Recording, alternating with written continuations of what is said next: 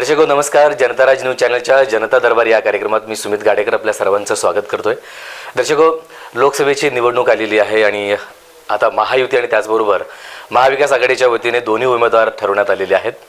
महाविकास आघाडीकडून काँग्रेसचे उमेदवार आमदार प्रणिती शिंदे आहेत, तर दुसऱ्या बाजूला महायुतीच्या वतीने आमदार राम सातपुते यांना उमेदवारी देण्यात आलेली आहे. दोघेही यंग आहेत, तरुण आहेत. आता त्यात तिसरा उमेदवार देखील तरुण मिळालेला आहे. वंचित बहुजन आघाडीने इथे उमेदवार उभा केलेला आहे. त्यांचं नाव आहे राहुल काशीनाथ गायकवाड. आज आपण त्यांना स्टुडिओमध्ये आमंत्रित केलेलं आहे. सर, आपलं खूप खूप स्वागत आहे. खरं तर सोलापूरकरांना आत्ता नव्याने राहुल गायकवाड वंचित बहुजन आघाडीने तिकीट दिल्यामुळे आता नव्याने पुन्हा ओळख होणार आहे. सुरुवातीलाच माझा प्रश्न असणार आहे की वंचित बहुजन आघाडीने तुम्हाला तिकीट दिलेलं आहे. आमच्या लाखो दर्शकांच्या वतीने आपलं खूप खूप अभिनंदन. थँक्यू. आमच्या दर्शकांना आणि त्याचबरोबर सोलापूर लोकसभा मतदारसंघातील मतदारांना तुम्ही कोण आहात याच्याविषयी जाणणं खूप उत्सुकता आहे. काय सांगाल तुमच्याबद्दल? मी राहुल काशीनाथ गायकवाड, रहिवासी अक्कलकोट तालुका, बादोली बुद्रुक म्हणून एक छोटंसं गाव आहे. हो, तिथला मी आहे. माझं मूळ गाव ते. बर. आणि तिथून माझं शिक्षण वगैरे सगळं पुण्याला झालेलं आहे. बर. मी सिम्बॉयसिस कॉलेजमधनं कॉमर्स केलंय. बर. आणि पुढे इम्पोर्ट एक्सपोर्ट मॅनेजमेंट जे आहे ते पोस्ट ग्रॅज्युएशन ते पुमामधनं केले, म्हणजे पुणे युनिव्हर्सिटीमधनं. बर. आणि 2009 पासनं इथं मी सोलापूरला किंवा अक्कलकोटला प्रामुख्याने समाजकार्यामध्ये कार्यरत आहे. सहभाग घेतला. तिथून तुम्ही सहभाग घेतलाय. काय वाटलं तुम्हाला समाजसेवेकडे वळावं किंवा एकंदरीत राजकारण? काय सांगा. खरं तर 2008-09 पर्यंत मला तसं काही अँगल नव्हता की बाबा आपण समाजकारणामध्ये कधी शिरावं, किंवा तो विचारही नव्हता. पण माझे वडील जे आपल्या जिल्ह्याचे पहिले IPS अधिकारी होते, KP गायकवाड, त्यांनी त्यांच्या नोकरी करत असताना बरंच समाजकार्य करत गेले ते. अच्छा. आणि ते समाजकार्य करत असताना असं नाही की त्यांनी नोकरीच केली, त्यांनी स्वतःला झुकून दिलं त्यात. तर ते लहान, आता मी 9 वर्षाचा होतो, 89 मध्ये वारले वडील. पण लहान असताना घरी जे विषय व्हायचे, पण प्रामुख्याने सोलापूरला आल्यानंतर जेव्हा मी फिरायला लागलो इकडे, तेव्हा प्रत्येक ठिकाणी गेलं, कुठल्याही गल्ली गोळात गेलं, कोणालाही भेटलं तर तिकडे मला, अरे तुमचे वडील, तुम्ही त्यांचे लहान बंधू का, लहान मुलगा का? तर तुमच्या वडिलांनी आमच्यासाठी असं केलं, तुमच्या वडिलांनी आम्हाला नोकऱ्या लावल्या, हे असं बरंच बघत गेलो. ते बघत असताना एक गोष्ट जाणवली की माझं वय एवढं झालंय, माझं शिक्षण झालंय, मी पुण्यात राहिलो, पोटा पाण्यासाठी जे काय चळवळ आहे ती तर चालूच असते आपल्या सगळ्यांची. पण माझ्या वडिलांनी नोकरी करत असताना पण समाजाला कधी सोडलं नाही, आणि आपण काय करतोय. तर ती जाणीव जेव्हा झाली तेव्हा मी समाजात उतरलो, आणि उतरलो ते अक्कलकोट तालुक्यात उतरलो. तिथून आतापर्यंत माझं समाज कार्य चालू आहे. आणि अचानक पैकी नाही म्हणता येणार, पण आता लोकसभा लढवावी असं काही डोक्यात नव्हतं इतक्यात. पण काही गोष्टी अशा घडत गेल्या ज्याच्यामुळे मग समोर अपॉर्च्युनिटी आली. मी म्हटलं ठीक आहे, लोकांची सेवा करायची तर का नाही प्लॅटफॉर्म वापरावा, आपल्याला सेवाच करायची, बाकी काही न करता. त्यामुळे उतरायची ठरवलं. म्हणजे उमेदवारी देखील मिळाली. आणि तुम्ही काल पत्रकार परिषद देखील घेतलेली आणि तुम्ही त्यात म्हणाला होतात की संधीचा फायदा मी जनतेसाठी करणार आहे. खरं तर अक्कलकोट भागामध्ये वंचितचं प्राबल्य आहेच आहे. तसं लास्ट टर्मला जेव्हा बाळासाहेब स्वतः थांबलेले होते, खूप मोठं मताधिक्य त्यांना त्यातून मिळालेलं होतं. एकंदरीत तुम्ही तुमच्या माध्यमातून अक्कलकोटमध्ये कोणते समाजकार्य केलेले? सुरुवातीला 2009ला तर मी जेव्हा आलो तेव्हा तर मला खरं तर शहरात वाढल्यामुळे मला ग्रामीण भागाचा टच नव्हता. तिथल्या समस्या काय आहेत, तिथल्या समस्या काय होत्या, तिथले लोक कसे, बाबा कोण येतं त्यातलं, म्हणजे तिथला माणूस बोलायलाही घाबरतो की माझी अडचण काय, इथून सुरुवात होती. ते जाणीव होता होता 2011-12 झालं. मग 2011-12 पर्यंत मला कळायला लागलं की नक्की इथं विषय काय आहेत. मग आल्यानंतर वाटचाल करता करता एक जाणवलं की जिकडं कुठं गेलं गोरगरिबांचं जर म्हटलं प्रामुख्याने, तर जिकडं बघावं तिकडं पोलीस स्टेशनला जा, तिकडं कोणतरी तुम्हाला ब्रोकर लागतो जो एका गोरगरिबाचं काम करतो. तुम्ही तलाठी ऑफिसला जा, तुम्ही तहसीलदाराकडे जा, तुम्ही पार कलेक्टर ऑफिस पर्यंत या, तिथे सगळीकडे खालती एक ब्रोकर लेवलची मंडळी बसलेली असते, जिच्या थ्रू आपण गेलं तरच वरपर्यंत जाऊ शकतो. हा एक तर हा एक भाग झाला. दुसरं, प्रत्येक वर्षी मी हे बघायचो की आपल्या भागात रस्ते होतात, विकासाच्या नावाखाली रस्ते होत आहेत, कुठलाही प्रस्थापित पक्ष असू दे, विकास केला तर मी तुम्हाला रस्ते दिले, पण ह्याचा प्रश्न कुणी विचारत नाही की ते रस्ते किती दिवस टिकले. हो ना. हो, मी अक्षरशः हे बघितलंय की मुरमीकरण असेल किंवा डांबरीकरण असेल, त्याच्या नावाखाली मातीकरण होईल तिकडे. जिकडे माणसाने, कॉन्ट्रॅक्टरने, गुत्तेदाराने मुरुम टाकायला पाहिजे, तिकडे आसपासची कुठली तरी माती उचलतो आणि टाकतो. बापरे. आणि त्याच्यावरती बिलही पास होतात.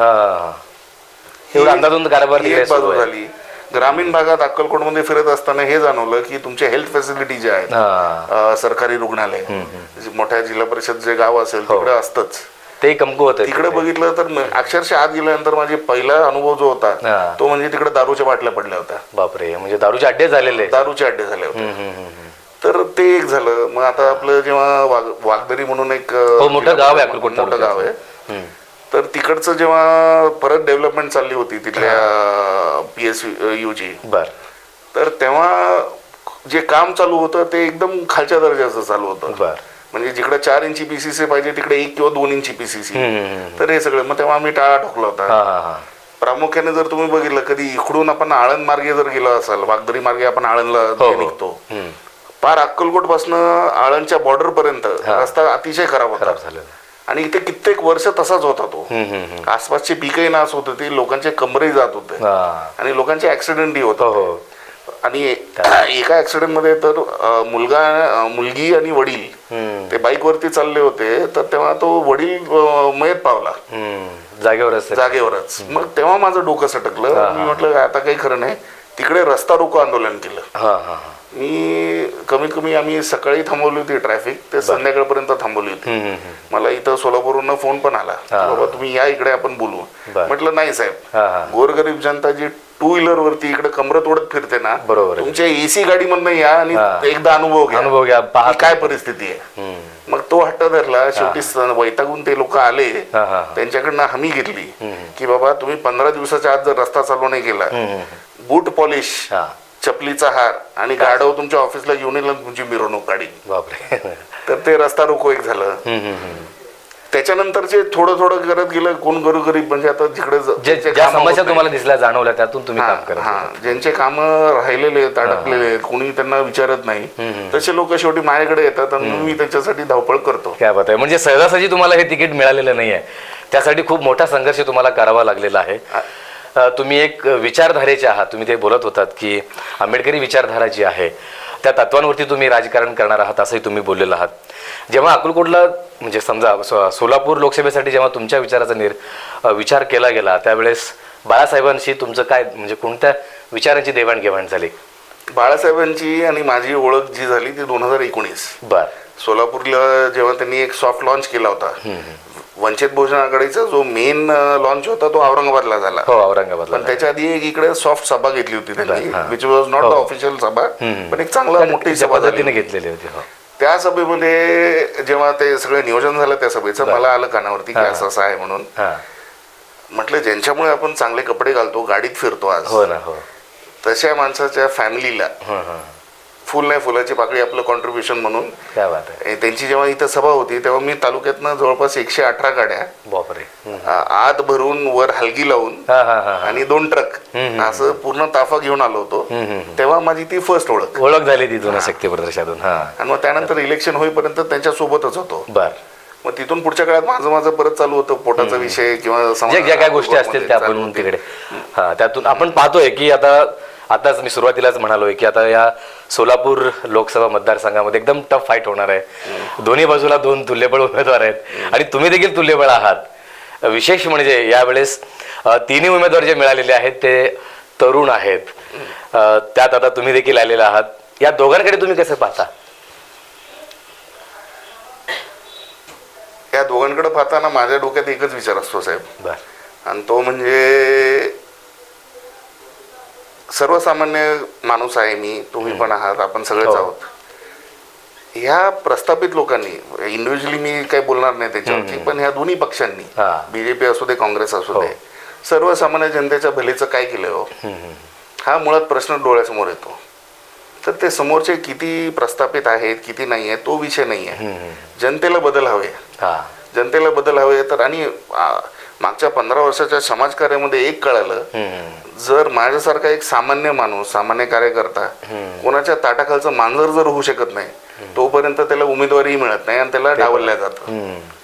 ते डावलणं जे आहे त्याला वैतागून अनुभव आलाय, बऱ्याच पद्धतीने अनुभव आलाय. तर वंचित बहुजन आघाडी हे सर्वसामान्य जनतेची सर्वसामान्य माणसाची पार्टी आहे, चळवळीतून आलेली पार्टी आहे. विचारधारा जी आहे ती सोशल इंजिनिअरिंगची आहे. हो नक्कीच. आणि हे सोशल इंजिनिअरिंग मी प्रामुख्याने का म्हणतो, वडिलांचा जो वारसा आहे तो मी आताच थोड्या वेळापूर्वी उल्लेख केला, पण माझ्या आईचे वडील म्हणजे BS मोरे हे औरंगाबादचे, म्हणजे तुमचा आजोळ तिकडे कन्नड तालुका. शेड्यूल कास्ट फेडरेशनचे बाबासाहेबांचे ते पहिले अध्यक्ष तिकडे. बापरे. हा शेड्यूल कास्ट फेडरेशनचे प्रेसिडेंट. बर. तर तिकडून पण तो वारसा आला. तर तिथून मग ते सगळे त्या सोबत दोन्हीचं कॉम्बिनेशन झालं. वडिलांची जी चळवळ होती, आईच्या साईडकडे बरंच आजोबांचं मी बघितलेलं आहे, त्यांची विचारधारा बरंच ते त्यांचं जे काही वाटचाल होती ती कानाने ऐकलेली आहे, बघितलेली पण आहे फोटोद्वारे, जे काय आमच्याकडे साहित्य आहे. तर प्रेरणा तिकडनं आहे. त्यामुळं मग आता ह्या दोघांकडे जर बघायचं झालं किंवा ह्या पक्षांकडे बघायचं झालं तर माझा फोकस तो नाही आहे. माझा फोकस आहे माझ्या सोलापूरचा विकास मला करता यावं, बस तेवढाच फोकस आहे. आणि त्याच्यासाठी मला बाळासाहेबांनी संधी दिली आहे आणि त्या संधीचा पुरेपूर वापर करून मी माझ्या सोलापूर जनतेसाठी. नक्कीच तुम्ही त्या ज्या पद्धतीनं संघर्ष करत आलेला आहात अगदी पुढेही तसेच कराल. आपण पाहतोय की जेव्हा लास्ट टाइमला सुशीलकुमार शिंदे साहेबांना एक वंचितचा फॅक्टर ज्याला आपण म्हणतो त्यांना पराभव स्वीकारावा लागला.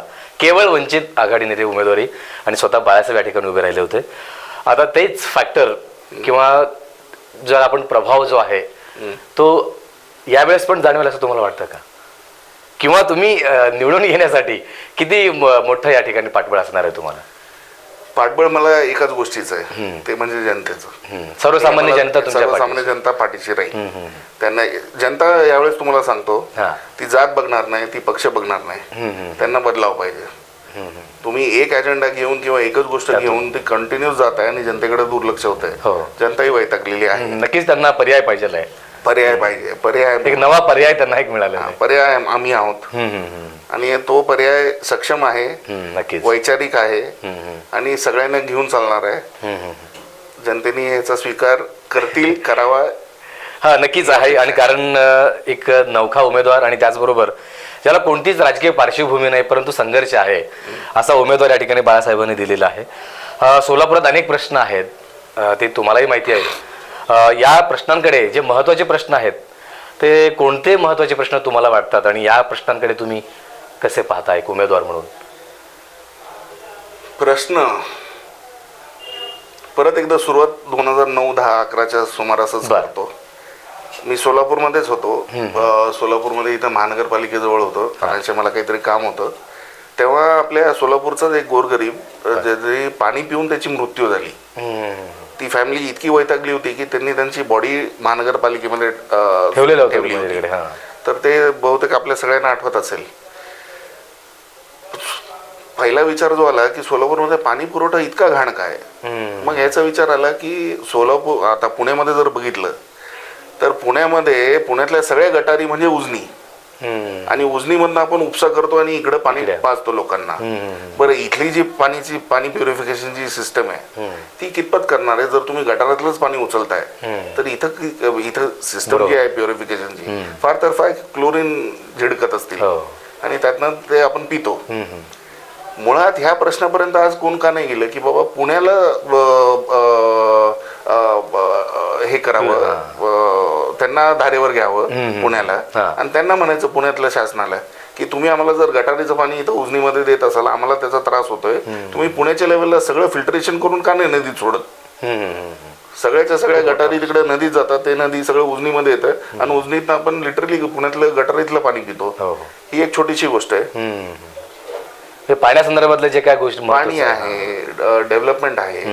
इथले जे मी आता बऱ्याच ठिकाणी ग्रामीण भागात जेव्हा फिरलो, बऱ्याचशा मोठ्या गावात बंद पडलेले हँडलूम्स आहेत, तिथनं विचाराचा फुटवा निघाला की हे हँडलूम्स का बंद पडलेत.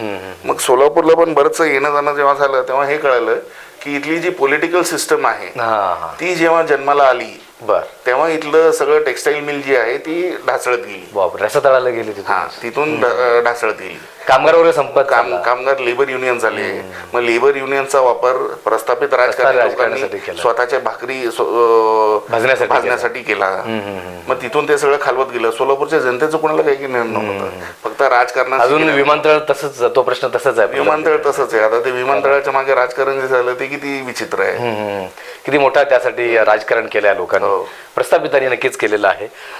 एक वंचितचा उमेदवार या अर्थाने आपण जेव्हा या मतदारसंघाचा विचार करतो, खरं तर बाळासाहेब नाही आहेत आता, त्यामुळे एक तुम्हाला उमेदवारी दिलेली आहे.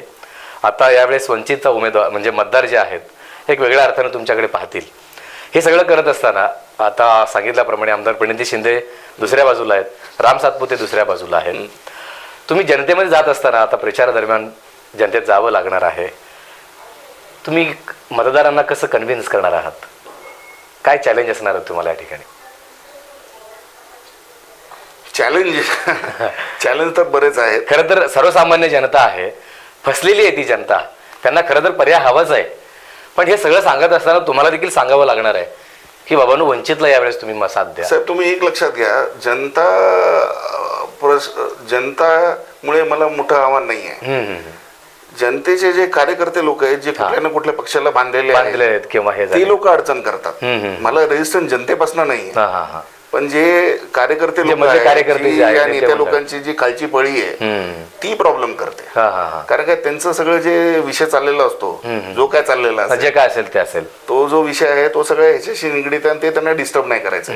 तुम्ही मगाशी मला प्रश्न विचारलात की मी आलो मागच्या वेळेस जेव्हा शिंदे साहेब पडले, त्याच्याबद्दलही मी तुम्हाला एक उत्तर देऊ इच्छितो. बी टीम ह्याच्यामुळे त्याचं नुकसान झालं, ह्याचं नुकसान झालं. इतिहासामध्ये जर तुम्ही बघितलं मागे वळून, कुठलाही प्रस्थापित पक्ष असतो त्याची एक सिस्टम सेट असते आणि ती सिस्टम त्याला फार प्रिय असते. त्या सिस्टमला डिस्टर्ब करायला एखादा नवीन पक्ष जेव्हा ताकदीने समोर येतो तेव्हा हे प्रस्थापित पक्ष हा नरेटिव्ह सोडतात की ही बी टीम अमुक अमुक पक्षाची आहे, त्याच्यामुळे आम्हाला नुकसान होतंय, ह्याच्यामुळे आम्ही पडणार. अरे ह्याच्यामुळे आम्ही पडणार. तुम्ही जर काम केलं असतं तर आमच्यासारख्या लोकांना यायची गरजच पडली नसती किंवा पक्षच निर्माण झाला. तुम्हाला जर पाडायचं एवढी आमच्यात ताकद आहे तर तुम्ही काम तसे करा ना. आम्हाला लोक मतदान कशाला देतील? आम्ही जे मतदान घेतो आणि तुम्ही जे नरेटिव्ह पसरवता, which is a false narrative, बरोबर आहे, की बाबा आमच्यामुळे कुणीतरी पडलं. तसं नसतं. आमच्यामुळे आमची ताकद हळूहळू वाढते आणि ती प्रस्थापित पक्षांना नुकसान होतं त्याचं. ते तुम्हीच निर्माण केलेली ताकद आहे ती. आम्ही प्रस्थापितांनी निर्माण केलेली ताकद आहे. तर त्याच्यामुळे त्यांचं नुकसान होतं आणि त्यामुळे ते नरेटिव्ह सोडतात की ही बी टीम आहे. म्हणजे जनतेला परत दिशाभूल करायचं की ही बी टीम आहे, अमुक आहे तमुक आहे, त्यामुळे तुम्ही ह्याला मतदान नका करू, जे काय चाललंय ते चालू दे. हे जनतेला वेळेत काढतात ते नक्कीच, आणि त्यातनं मग स्वतःची भाकरी परत भाजून घेतात. पण जनता आता तेवढी खुळी राहिलेली नाहीये, जनतेला कळालंय.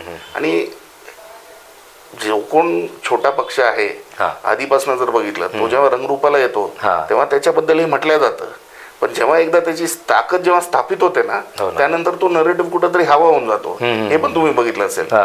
जे कोण नवीन पक्ष आपण बघितले मागच्या 20-30 वर्षामध्ये जे रंगरूपाला आलेले आहेत त्या सगळ्यांबद्दल काही ना काही म्हटलंच गेलंय की बी टीम आहे किंवा ही ए टीम आहे, जे काय असेल ते काय त्या पद्धतीने प्रसंगानुरूप त्यांना आरोप देखील करण्यात आलेले. आम्ही कुणाची ए टीम बी टीम नाही, काय संबंध. आम्ही आमची ताकद वाढवतोय. आम्ही जनतेसाठी इथं समोर आलो, जनतेने आमची ताकद वाढवावी आणि पुढे जावं. नक्कीच. आणि आपण पाहतोय आता प्रचाराला पण सुरू होईल. आता काही दिवसांमध्ये तुम्ही जनतेमध्ये जाणार आहात. बाळासाहेबांचं नक्कीच येणं असणार आहे इकडे. कशा पद्धतीने तुमची प्रचार यंत्रणा तुम्ही राबवणार आहात, त्यासाठी तुम्ही काय तयारी केली? मूलभूत गरजा जे ग्रामीण भागात आहेत, शहरात आहेत, हे सगळे जे विषय आहेत हे सगळे आयडेंटिफाय केलेले आहेत. मागच्या 15 वर्षात बरंच सगळं समोर आलेलं आहे.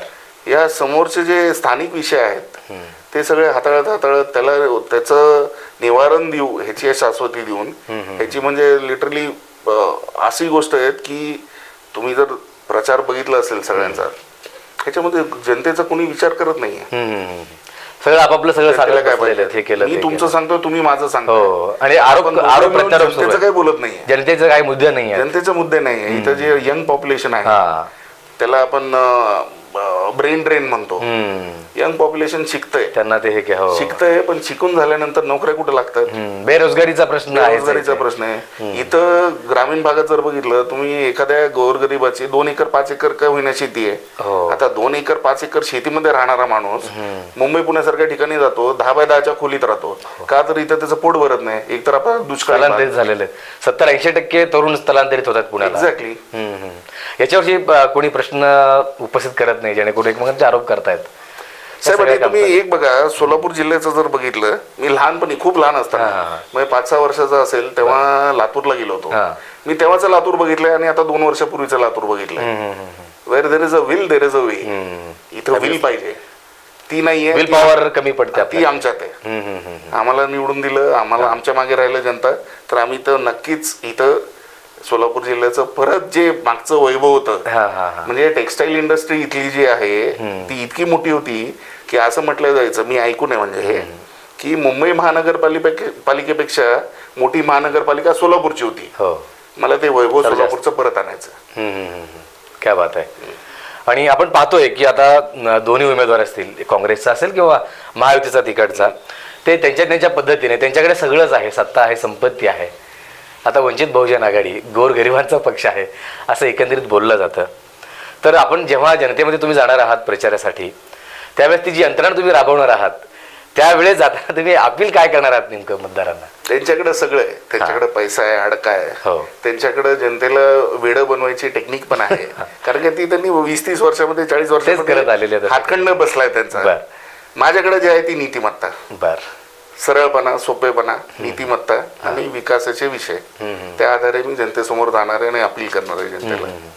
बूथ लेवलला पण काम करणं फार महत्वाचं आहे. या संदर्भात तुम्ही काय रणनीती आखली आहे? यामध्ये 2019ला जी परिस्थिती होती तेव्हा मी जस्ट लॉन्च झालो होतो. बाळासाहेबांना जे अडचणी आल्या त्या मी समोर डोळ्यांनी बघितलेल्या आहेत. तिथून पुढे आता मागच्या 5 वर्षात बरंचसं आम्ही आत शिरलोय. खालच्या लेवलला तर बूथ लेवलपर्यंत पण गेलेलो आहोत. कुठे अजूनही कमी पडलेलो आहे. माझं अपील राहील जनतेला की जिकडे आम्ही कमी पडलोय तिकडे तुम्ही कुणाची वाट नका बघू.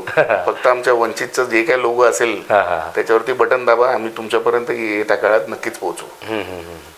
आपण पाहतोय की आता बऱ्याच जण तुम्ही म्हणल्यासारखे बी टीम आहे किंवा बाळासाहेब समजूत म्हणजे अंडरस्टँडिंग करून घेतलं नाहीये. त्यांनी आता वेगळी चूल मांडलेली आहे, बाहेर पडलेले आहेत. संजय राऊत असतील किंवा महाविकास आघाडीतले अनेक नेते आहेत. आता रिसेंटलीच उद्धव ठाकरेंनी देखील स्टेटमेंट केलेलं आहे की मी साहेबांवरती, बाळासाहेबांवरती स्वतः काही बोलणार नाहीये. प्रत्यारोप होणार आहेत, आरोप प्रत्यारोप होणार आहेत. तेव्हा तुमच्या वेळेत जेव्हा ती वेळ येईल काय परिस्थिती असणार आहे? साहेब, आरोप प्रत्यारोप करायस माझा तो पिंड नव्हे. त्यांना आरोप करायचे असतील करू दे, मोस्ट वेलकम. मी प्रत्यारोप करणार नाही. कारण की माझा फोकस जो आहे तो अतिशय सोपा आहे. तुम्हाला काही बोलून किंवा तुम्हाला काही 2 शब्द उद्गारून माझं आणि जनतेचं भलं होणार नाही. त्यामुळे मी माझ्या लेवल माझ्या विचारांनी चालत राहील. म्हणजे कामापुरतच बोलेन आणि विकासासंदर्भातच मी बोलेन. जनतेला तेवढंच पाहिजे, मला तेवढंच पाहिजे, पक्षालाही तेवढंच पाहिजे. बाकीच्या भानगडीत न पडता आपण जे आहोत ते जनतेसाठी काम करणार आहात आणि त्याच दृष्टिकोनातून तुमचा प्रचार देखील असा असणार आहे. जाता जाता मला प्रश्न म्हणजे नक्की विचारायचा आवडेल मला की इथली जनता सुज्ञ आहे. आपण पाहतोय 2 वेळेस भाजपचा जो काही उमेदवार होता त्यांना ते निवडून दिलेले आहेत. ऑब्व्हियसली त्यांना असं वाटतं की आपलं मत वाया गेलेलं आहे 2 वेळेस. आता त्यात परत काँग्रेसने तगडा उमेदवार दिलेला आहे आणि एक तरुण उमेदवार 2 असल्या कारणाने आता तुम्ही देखील तिसरे तरुण आहात. तर इथल्या जनतेला, या सोलापूर लोकसभा जे काही मतदारसंघ आहे, इथल्या जनतेला तुम्ही काय आवाहन करणार आहात? जनतेला इतकंच आवाहन करेन की आपल्याला एकंदरीत ह्या राजकीय पक्षांनी, राजकीय नेत्यांनी एक सवय लावलेली आहे की आपण एका दृष्टीने एका चाकोरीमध्येच राहावं.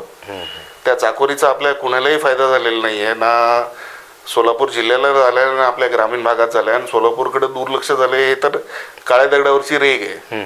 जनतेला एवढंच अपील करतो की आम्ही समोर आलो आहोत. एक नवीन बाळासाहेबांचं जे धोरण आहे सोशल इंजिनिअरिंग, तुम्ही जर बघितलात तर प्रत्येक समाजाला, प्रत्येक घटकाला न्याय देण्याचा प्रयत्न त्यांनी न्याय द्यायचा प्रयत्न करतायत आणि ते आधीपासून करतायत. ते आता देतायत ते तुम्ही बघताय पेपरद्वारे. जर तुम्ही अख्ख्या महाराष्ट्रात जर बघितलं उमेदवार कुठले दिलेले आहेत काय नाही ते सगळं बघितलं तर सोशल इंजिनिअरिंग हे फार प्रामुख्याने ते समोर मांडतायत आणि त्याची मांडणी करून नुसतं नाही त्याचं इम्प्लिमेंटेशन पण करतायत. तर त्या अनुषंगाने जनतेने विचार करावा की हे social engineering this is about development. हे डेव्हलपमेंटचं असून सोशल इंजिनिअरिंगचं असून सोलापूरच्या जनतेचं भल्याचं आणि प्रामुख्याने एक मी इथं मांडू इच्छितो, कुठलाही समाज कुठलाही घटक त्याच्यावरती जर अत्याचार होत असेल तर वंचित बहुजन आघाडी किंवा आम्ही सगळे सक्षमपणे त्या समाजाच्या पाठी राहू ही आम्ही शाश्वतीने शपथ घेतो. क्या बात आहे. खरंच एक चांगला उमेदवार तुमच्या रूपात सोलापूर लोकसभा मतदारसंघासाठी मिळालेला आहे. उच्च शिक्षित आणि त्याचबरोबर एक संघर्षाचा वसा घेऊन आलेला एक कार्यकर्ता बाळासाहेबांनी उचलून धरलेला आहे. खरं तर वंचित बहुजन आघाडी पुन्हा एकदा एक रंजक ज्याला आपण म्हणतो एक व्हेरी इंटरेस्टिंग या ठिकाणी कॉम्पिटिशन होणार आहे. त्यासाठी आमच्या लाखो दर्शकांच्या वतीने तुम्हाला येणाऱ्या निवडणूक जी आहे त्या निवडणुकीसाठी आपण उमेदवार आहात वंचित बहुजन आघाडीच्या वतीने. तेव्हा त्या निवडणुकीसाठी आमच्या दर्शकांच्या वतीने तुम्हाला खूप खूप शुभेच्छा. थँक्यू. धन्यवाद.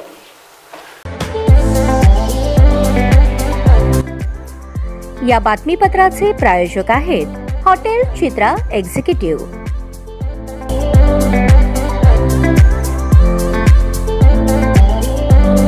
अशाच नवनवीन अपडेटसाठी जनता राज्य न्यूज चॅनलला सबस्क्राईब करा, लाईक करा आणि शेअर करायला विसरू नका.